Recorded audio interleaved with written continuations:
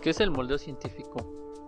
El término Scientific Molding, o en español moldeo científico, fue acuñado y promovido por dos pioneros en el campo del moldeo por inyección, John Boselli y Rod Gallou. Sus principios son ampliamente utilizados hoy en día y son estándares en la industria. El moldeo científico se ocupa del estudio del comportamiento físico-químico de la resina polimérica durante todo el proceso y los cambios que influyen en su transformación. Los estudios tales como el estudio de reología o el estudio de caída de presión constituyen una práctica de moldeo científica. El moldeo científico es entender la ciencia del moldeado del producto plástico. Cabe aclarar que tener un proceso desacoplado no es un moldeo científico y tampoco se le considera moldeo científico a realizar una curva de viscosidad. El moldeo científico comprende el comportamiento del pele desde la llegada a la planta hasta que se entregue piezas en buena calidad y consistentes, sin importar condiciones ambientales o las variaciones en la hoja de calidad, puesto que sabe cómo abordarlas. Entiende cómo diseñar un proceso robusto a lo largo del tiempo y es capaz, gracias a sus conocimientos, de crear un proceso para la optimización de los recursos. Entender esto y aplicar este conocimiento para producir piezas consistentes de calidad es lo que denominamos moldeo científico.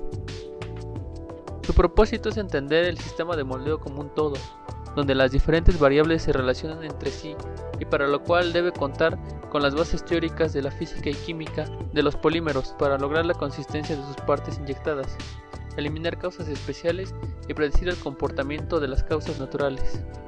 Un ejemplo de causas especiales son las variaciones causadas por factores externos. Por ejemplo, si el chiller deja de funcionar, entonces el molde variará su temperatura.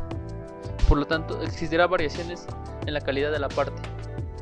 Otro ejemplo son las causas naturales, que son las variaciones inherentes del proceso, y estas pueden ser minimizadas, mas no eliminadas.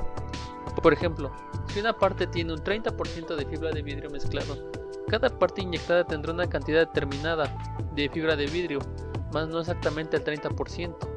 Esta variación no puede ser eliminada, pero dentro del proceso de mezclado puede ser mejorada y la variación puede ser reducida.